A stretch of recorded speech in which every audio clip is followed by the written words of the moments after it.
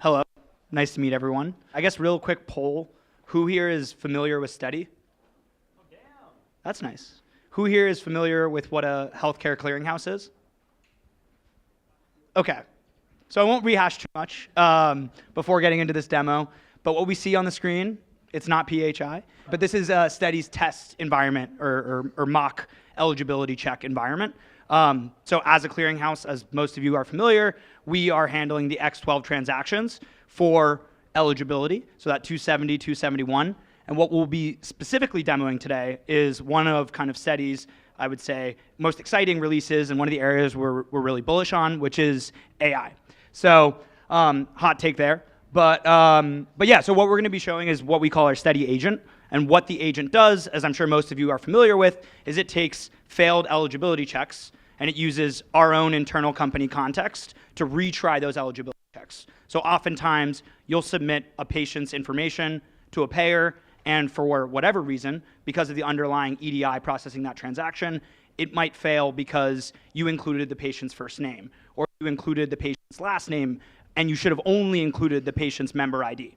So that's kind of the initial area where we're kind of developing smart or automated retries. So yeah, I'll show the demo right away. You'll see a check fail because of one of these sort of member-related input errors, and we'll run the Stedi agent, and we'll get it to succeed.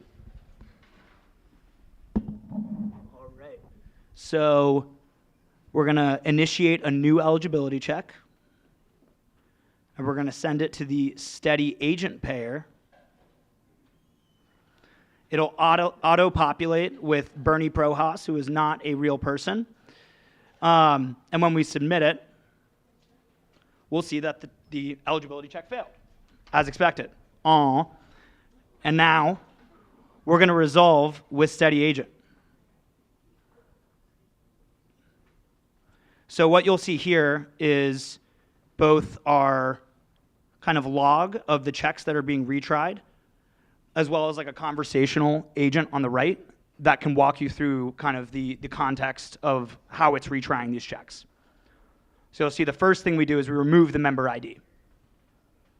But that didn't work. So you can see the outcome was a 72 missing member ID. We retry by removing the first name of Bernie. Still didn't work. And then confetti, yay!